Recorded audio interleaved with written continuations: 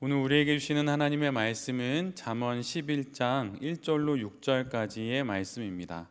잠언 11장 1절로 6절까지의 말씀을 한 절씩 교독하고 마지막 절은 같이 보도록 하겠습니다. 제가 먼저 봅니다. 속이는 저울은 여호와께서 미워하시나 공평한 주는 그가 기뻐하시느니라.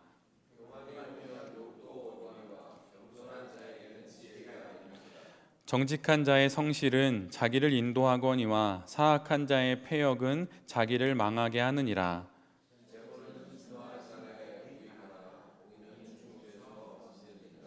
완전한 자의 공의는 자기의 길을 곧게 하려니와 악한 자는 자기의 악으로 말미암아 넘어지리라. 정직한 자의 공의는 자기를 건지려니와 사악한 자는 자기의 악에 잡히리라. 아멘.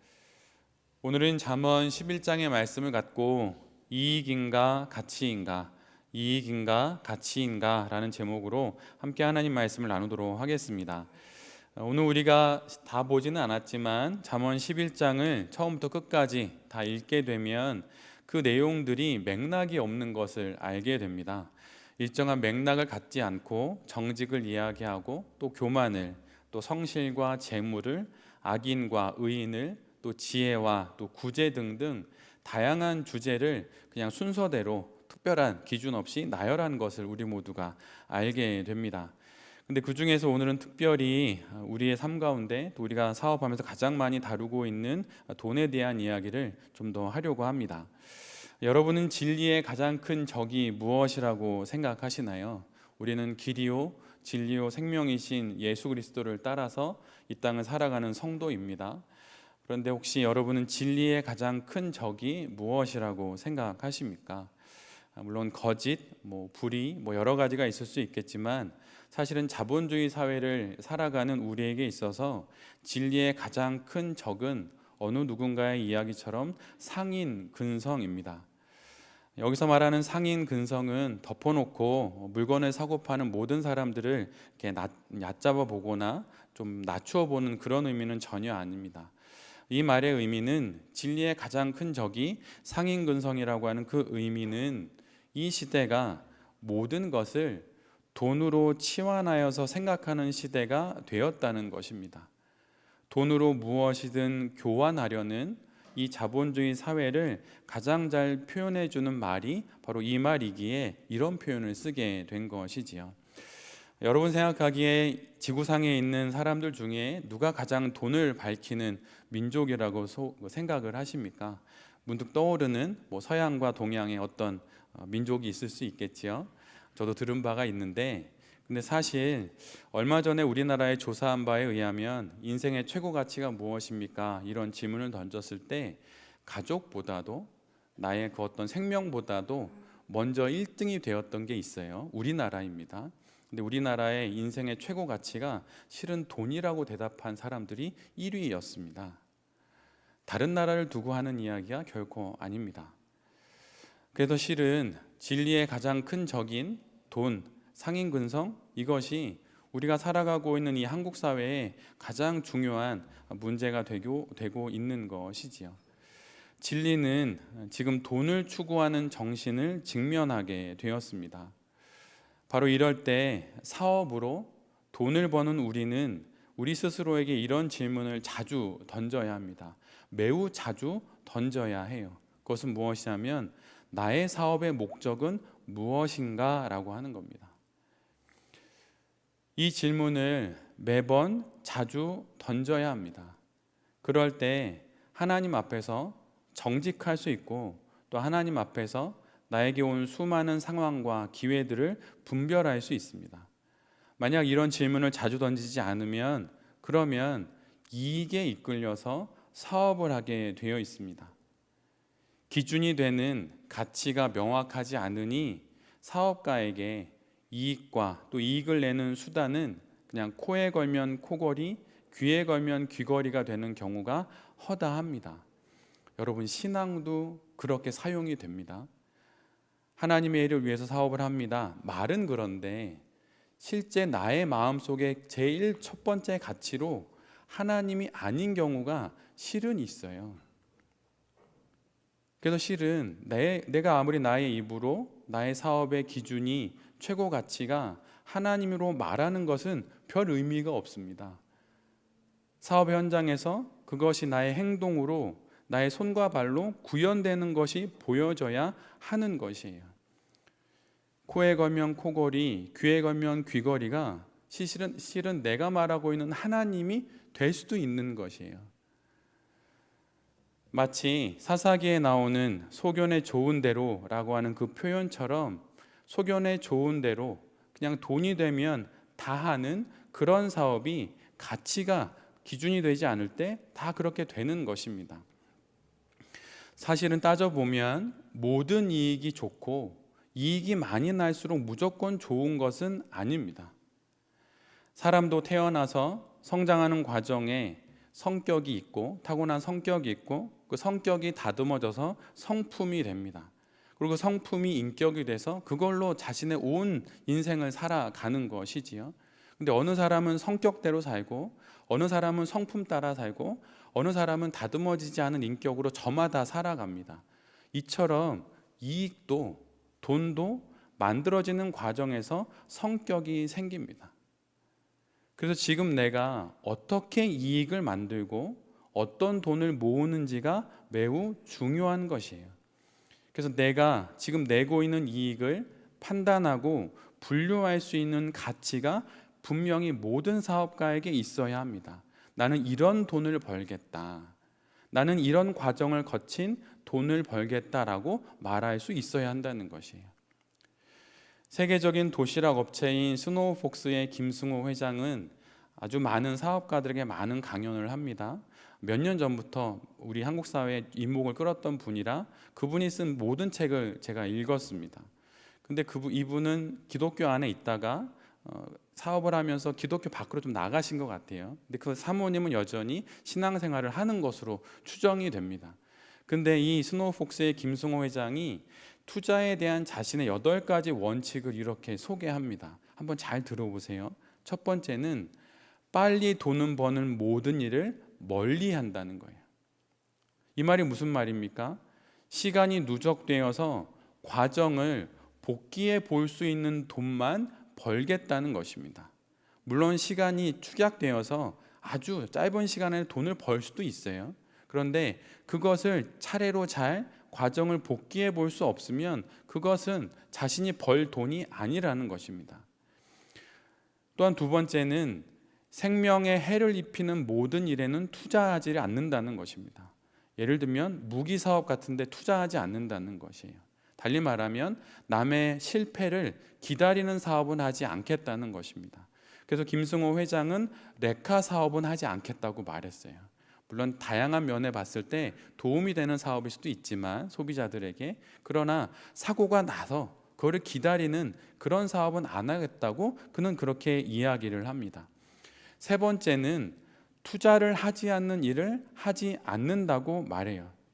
즉 아무것도 계획하지 않는 것은 실패를 계획하는 것과 같다는 그런 뻔한 이야기처럼 사업가라면 반드시 이익을 생각하겠다고 말하는 것입니다.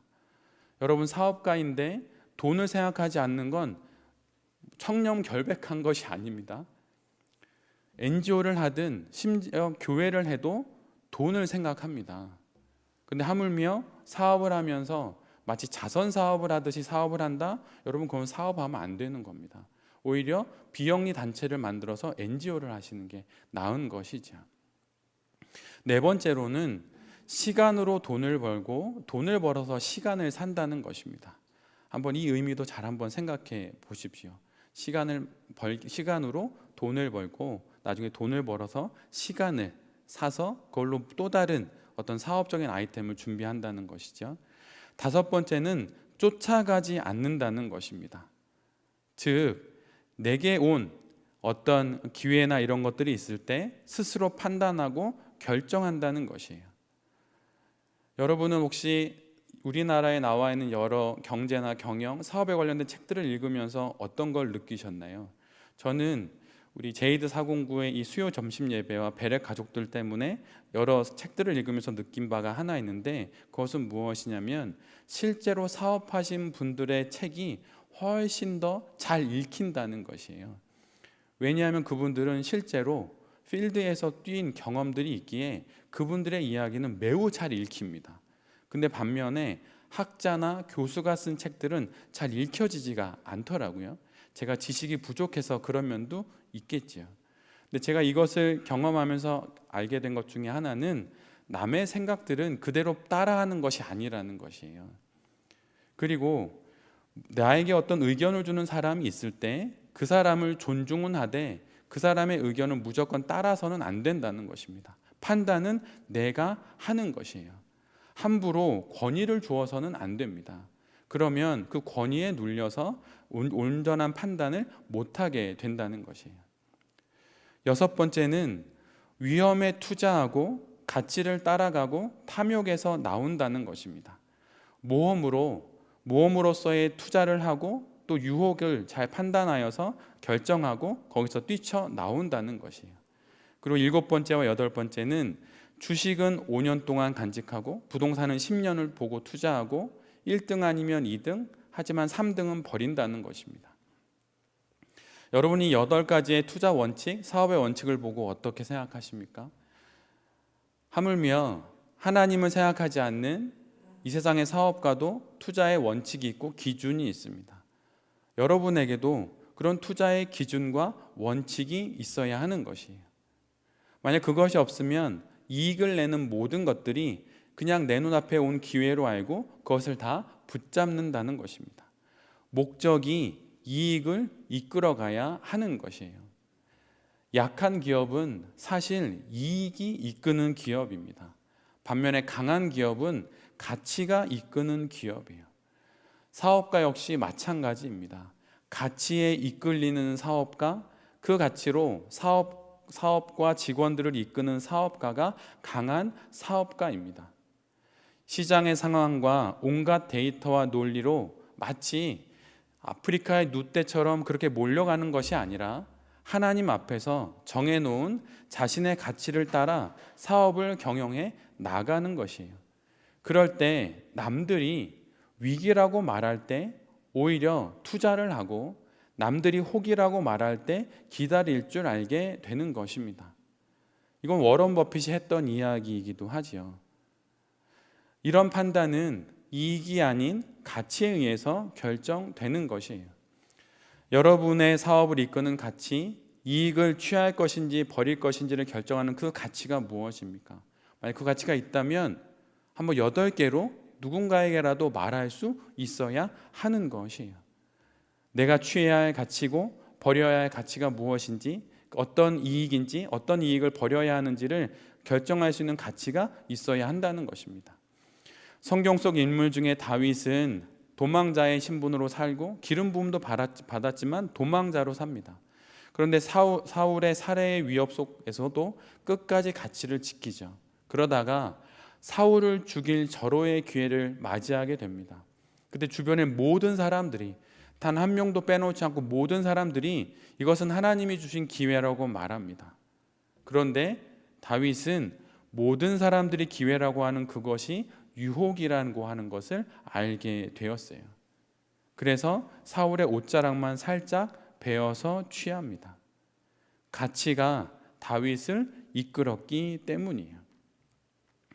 우리 역시 마찬가지입니다. 내가 붙잡고 있는 가치가 명확할 때 그 가치로 이익을 분별할 수 있어요. 그리고 이익을 이끌 수 있는 것입니다.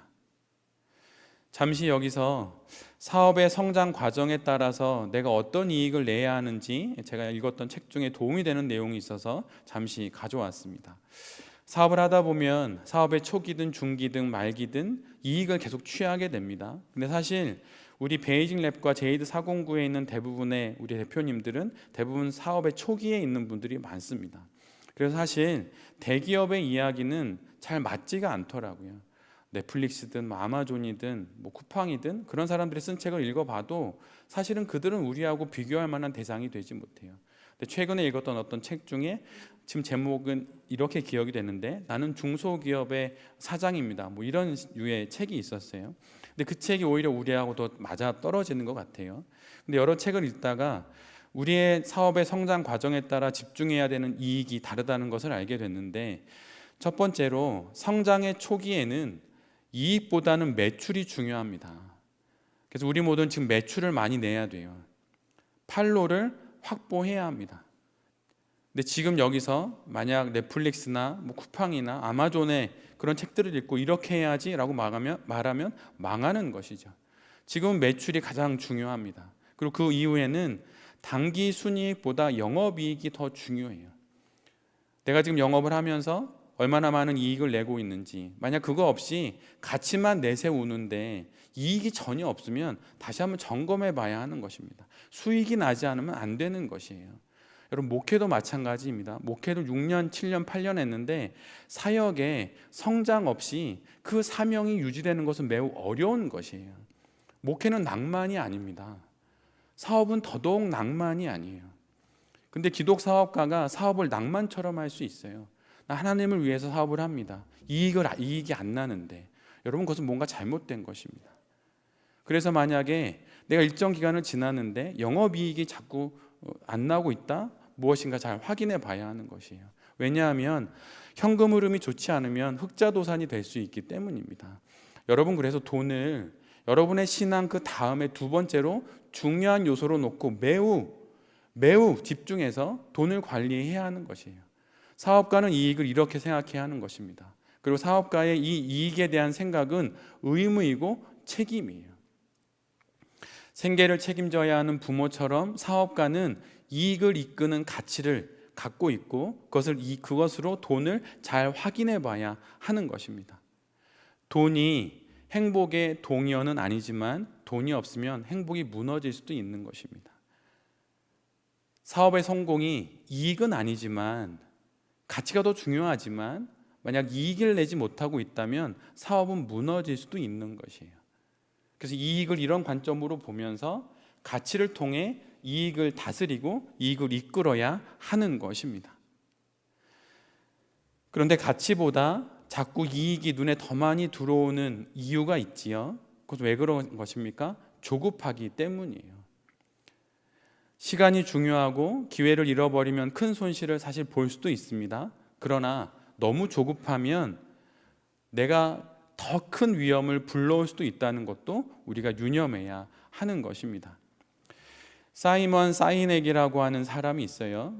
한 5, 6년 전에 한국 사회에서 한번 크게 붐이 일었었는데, 사실 책이 나온 건 10년 전인데, 나는 왜 이 일을 하는가라고 하는 제목으로 번역이 됐습니다. 근데 그가 이렇게 이야기를 합니다.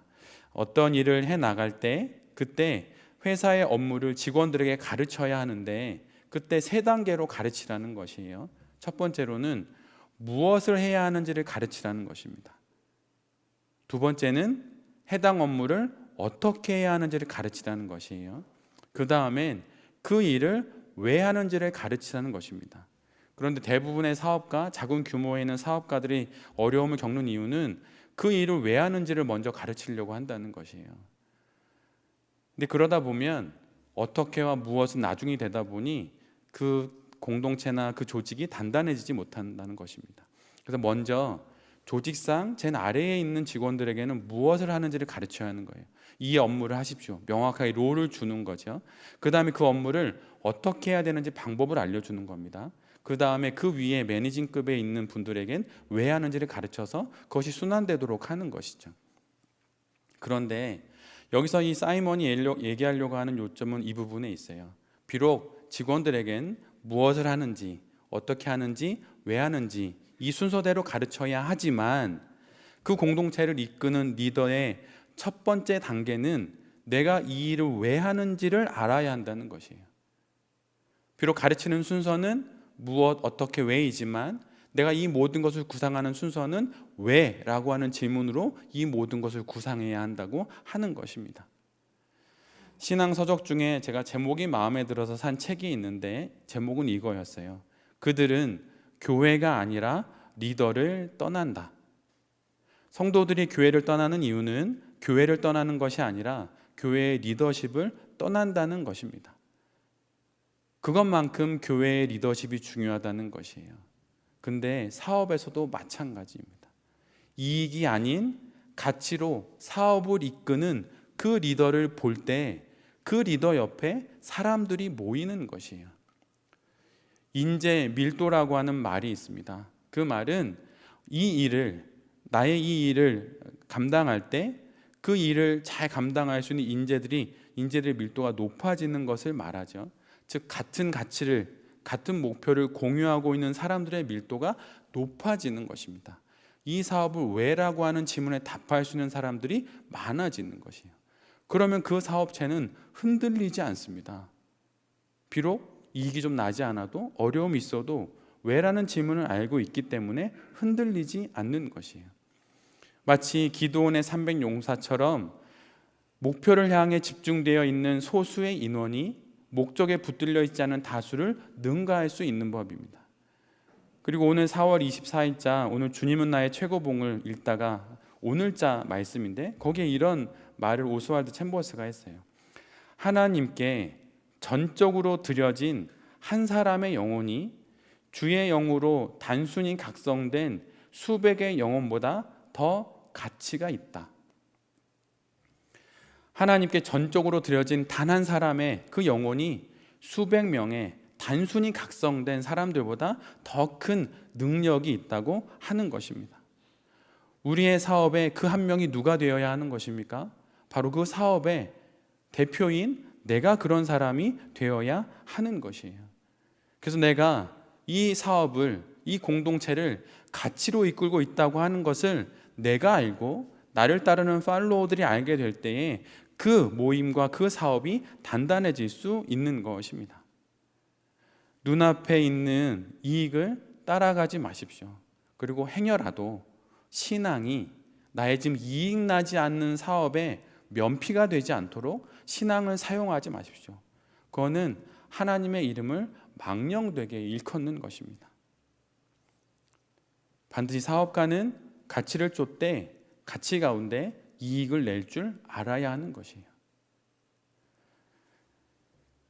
이러한 가치인가 이익인가 라고 하는 질문 앞에 가치를 가장 먼저 붙잡고 그 가치로 이익을 이끌면서 왜 사업을 하십니까? 라고 말할 때 사업의 기준이 무엇입니까? 라고 묻게 될 때에 그때 5-6가지로 저는 이렇게 사업을 합니다. 이런 기준으로 돈을 법니다. 이런 돈은 취하지 않고 이런 돈은 취합니다. 라고 하는 가치에 따르는 기준을 갖고 사업을 한다면 분명 우리의 사업을 통하여서 하나님의 뜻이 이루어지게 될 것입니다. 이 한 주간도 많은 선택과 결정을 하게 될 것입니다. 그때마다 왜라는 질문을 통해서 가치가 이끄는 사업을 해나가시는 여기 계신 모든 대표님들과 또 그러한 마음으로 직장 생활을 해나가시는 모든 성도님들이 되실 수 있기를 간절히 기도드립니다. 아멘.